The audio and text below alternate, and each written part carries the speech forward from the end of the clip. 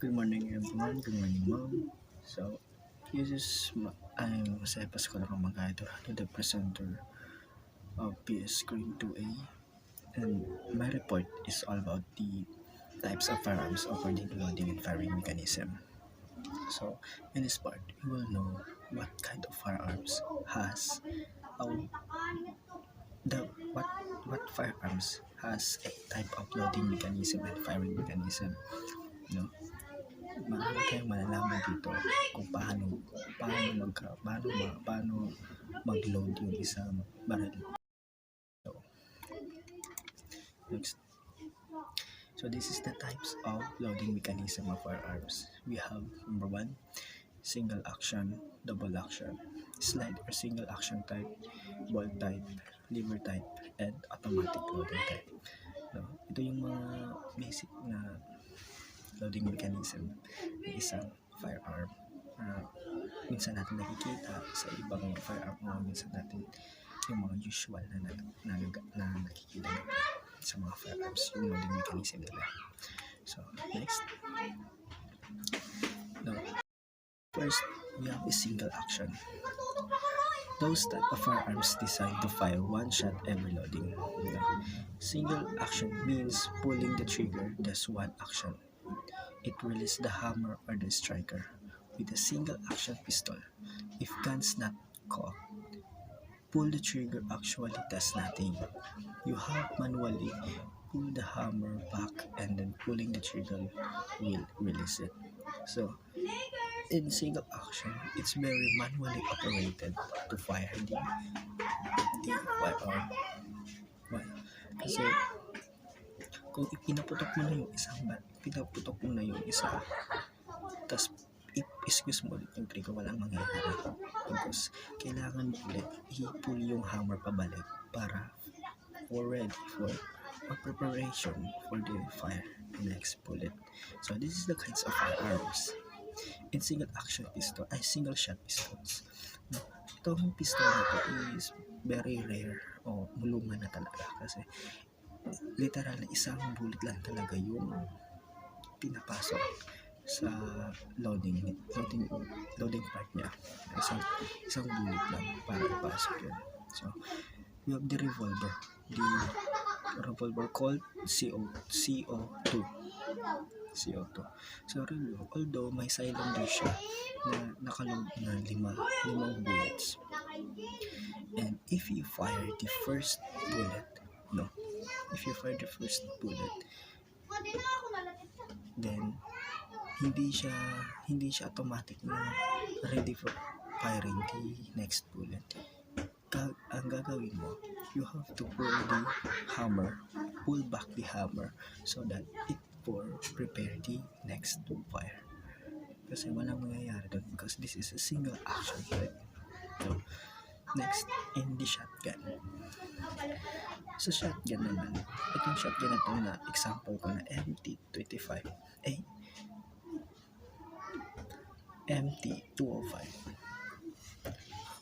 May isang bullet lang talaga siya na pinapasok sa barrel niya. Isang shot shell. Tapos the loading action is break action. No? Isang bullet lang ang pinapasok niya. Kaya nasa single action siya. And the rifle, same rifle, Outfitter G24570. Same sa rifle na isang bullet lang, break action, but kinabitan siya ng scope kaya naging rifle siya, long arm siya. So this is used for the hunting of bear, deers in the forest. Double action. Those firearms designed to fire several shots in one loading. Double firearms have a longer, stiffer trigger pull than single action because you are doing the extra work of cocking the hammer with the trigger. So, yung double action or semi-action type, semi-automatic action, no? Those firearms na magkakaroon ka ng several o continuous fire in one loading. No, semi-automatic. Kaya tinawag natin semi-automatic kasi although several shot but fired at once, isa-isa lang. Like fire, then fire, then fire, isa-isa lang siya. But automatic na siyang ready to fire the next bullet, kaya double action. Unlike the single action na if you fire the one, you have to pull the trigger or you have to reload again para preparation for the next fire. The type of so this is the type of the firearms, no? Semi-automatic pistols, M1911A1. No? Ito usually na nakikita natin sa mga baril ng mga civilian. No? Civilian. Although, mga civilian. Semi-automatic to kasi you have a one load of magazine has 12 bullets, and if you fire the first one, the next bullet is ready to fire. You just pull the trigger na lang para mag-fire ng isang bullet. So continuous yung fire niya, but yung pag-pull ng trigger is at once. It's at once lang siya. But automatic siya, automatic. Next, revolver, the caliber 45. Has a cylinder and have 5 bullets in it. So, caliber 45, dapat siya na, like a revolver. If you fire the first one, kahit hindi mo na i-back yung hammer para i-fire yung susunod na bullet. Kaya yung sa caliber 45, yung sa double action na sunod-sunod na siya na ipa-fire, ready to fire, automatic na din siya. Kaya sa caliber 45 shotgun, double barrel, pinapasok mo yung nakita mo yung dalawang butas, pinapasok mo yung two shot shell, and it also fire at once but continuously. One loading lang siya pero pwede mo siya paputok ng sunod-sunod, ready to fire na, kaya double action, semi-action na rin yun, semi-automatic. So, but if matapos na yung dalawa, kukunin mo and babalik mo na. That's the shotgun type. In the rifle, Spencer Army Model 52 caliber. All type of rifle. Same of revolver, meron cylinder. Cylinder has an 8 bullets in it. 8 bullets in it. Old rifle siya na ginagamit. Same as revolver. No? If you fire, you have to find the next bullet na nakaload. So, next. Slide or single action type. Those firearms which loading takes place by back and front for manipulation of slide of the gun. Action mechanism in a modern rifle or shotgun. A back and forward motion of the sliding lever ejects the empty shell case and cocks the hammer and loads the new round pump action. So slide action naman, yung nakikita natin sa mga usually na nakikita natin sa mga barrel na i-slide yung nasa back or in the barrel part, and the forward manipulation slide to gun. So yung sa ilalim yung sa barrel sa shotgun type yun. So in the action mechanism of slide, pinapaputok tapos yung naiwang cartridge, yung empty shell pag slide mo, tatanggal yung itatapon yun for ready for the preparation for the next bullet. So this is the type of firearms. You have semi-automatic pistols, Sir M32, MK25. Maraming type ng handgun na kagaya nito na like 9mm, caliber 45, semi-automatic pistols. So nagkaroon siya ng yung na-slide siya for kicking out the empty shell of the cartridge. It's in the shotgun. Most type shotgun must be 15A1, 590A1. So this is the usual use of the shotgun. The slide action. May slide action for reloading. So yun ang ginagamit niya. It has a 6 six bullets in it. No, the purpose of this light action is kung i-fire mo yung bullet na yun, tas yung bullet ang lalabas, the empty shell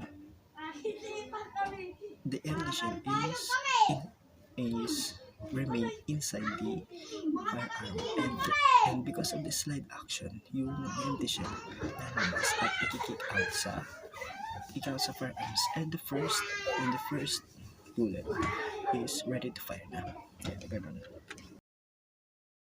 The bolt type, those firearms in which loading takes place by back and forth manipulation of bolt of the gun. Type of launch mechanism that was the key to the development of truly effective repeating rifle. The mechanism combines the firing pin, spring, and its structure, all housed in locking the breech lock. The spring-loaded firing pin slides back and flat inside the bolt, which itself is the breech block.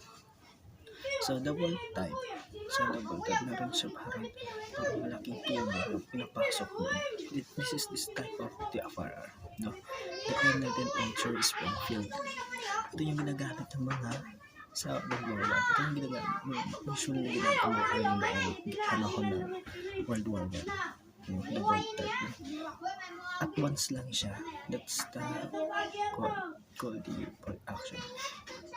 Fire at once. So then matatawag din natin na single action kasi at once lang yung pag-fire niya. If you fire the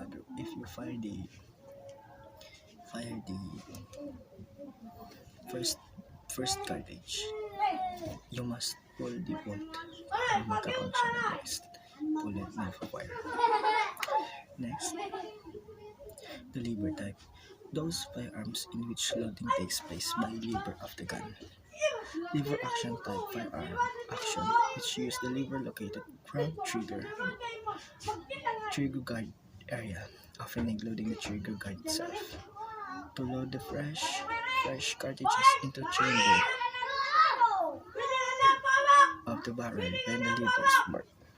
So, yung types of firearms lang dito. In lever action, we have the rifle, Tombstone 9mm, and shotgun Adler. In shotgun Adler A110. A110. So, ang pag-reload nito is in the trigger guard.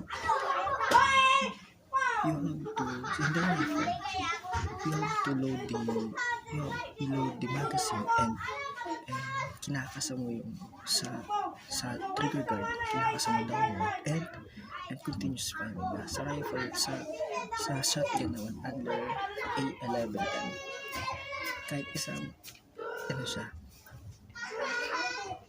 reload at once, ay ikakasa mo isa-isa, tapos i-fire mo isa-isa. The shotgun works in lever action with Adler A1110. So, ganun yung lever action. Nasa trigger guard yung pagkasa niya, nasa trigger guard yung loading mechanism niya. Next, automatic loading type. Those firearms that continues a continuous firing in single press on the trigger and while the trigger is pressed. While the trigger mechanism is pulled, a continuous cycle of animation is triggered and fired from automatic weapon. Those firearms that sa automatic naman, marami tayong makikita ng types dito. We have rifle long arm, no? Marami tayong, we have the AK-47 and M16. Marami din tayo may M4, may Bison, yung mga firearm na ginagamit ng mga army or mga soldiers, no? Long arm na automatic ito sila. Ilaload mo yung magazine, and if you pull the trigger, kahit long press mo yung trigger, it continuously fire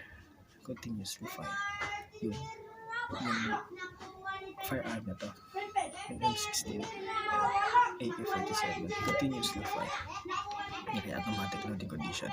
So, automatic pistol. Sa automatic pistol naman, we have the Steyr M1912. This is very rare type of type of pistol na nasa taas yung pag-load niya, papasok sa hand grip or for loading. Kahit i-press mo yung automatic siya kasi i-press mo yung trigger niya, sunod-sunod yung putok niya, sunod-sunod parang armalite or parang rifle din siya but in handgun type, in pistol type. Next, the machine gun. Very usual sa mga soldiers, sa mga wars na nakikita natin sa mga movies, machine guns. We have M247 and SA-46. Ito yung mga ginagamit na sunod-sunod. It loads 100 bullets and 100 bullets. Tapos, kapag i-press yung trigger, sunod-sunod po putok yun. Automatic loading yun. Unlike double action na isa-isa lang for preparation. Hindi. Ito, if you pull the trigger, sunod-sunod automatic din yung putok. So, that is the action mechanism of automatic loading action. So next, firing mechanism of firearms. So we have two types lang of shotgun types.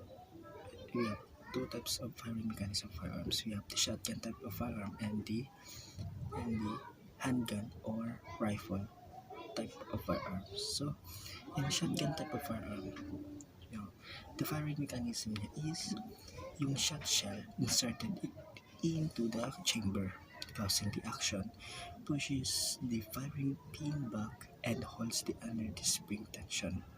So, in the first part, yung shot shell or yung bala, pinapasok na siya sa chamber. Tapos, the action you did is because the action, for example, he did the action of slide action and it holds the firing pin back. Kaya ganun, kailangan talaga yung loading mechanism niya. Slide. Then next, if you pull the trigger, release the firing pin. The firing pin strikes the primer producing sparks. Now, if you squeeze the trigger, yung firing pin release and magkakaroon ng chemical reaction of the powder mag-spark yun sa loob. Then next is heat the sparks from the primer, ignite, and the powder. Gas converted from the burning powder expands in the shell.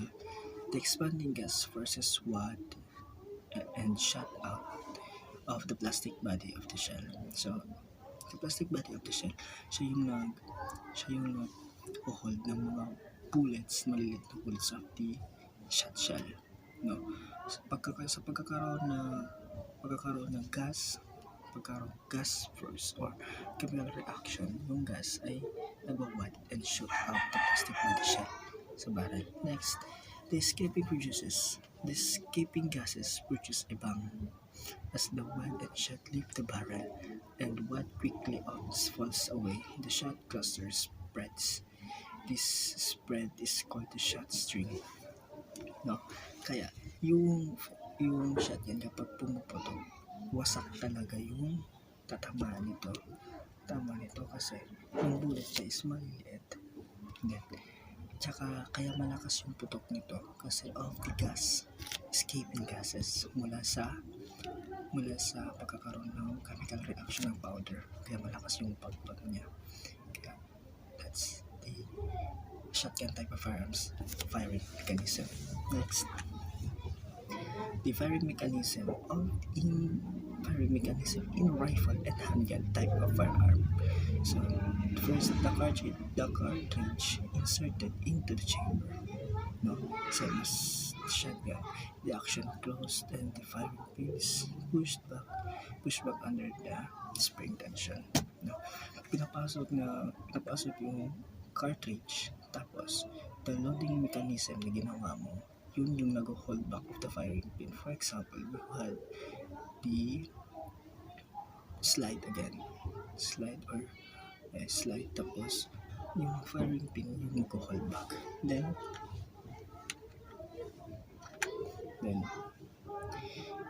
if you squeeze the trigger, releasing the firing pin which moves forward to the great force. The firing pin strikes the primer casting tool.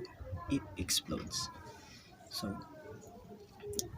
yung kapag if you squeeze the trigger, yung firing pin will release and had the forward fast fast great force of the bullet. So yung bullet na yung magta-travel, then the cartridge is remain in the barrel or in the chamber. So the spark from the primer ignites the gunpowder. Gas converted from the burning powder rapidly expands in the cartridge. Expanding gas forces the bullets out of the cartridge and down the barrel. With the greatest speed, the rifling barrel causes the bullet spinning travels out the barrel and the bullets is being produced the bang. So same as the shotgun, no? Pumuputo o nagkakaroon siya ng bang because of the escaping gases. And the bullets, the head point of the cartridge, yun yung nagtatravel palabas at yun yung tumatama sa target. So, that is the firing mechanism of firearms. Again, Durando Pascual from the Scream 2A, the presenter of the types of firearms according to loading and firing mechanism. That's all, ma'am. Thank you. Thank you for listening.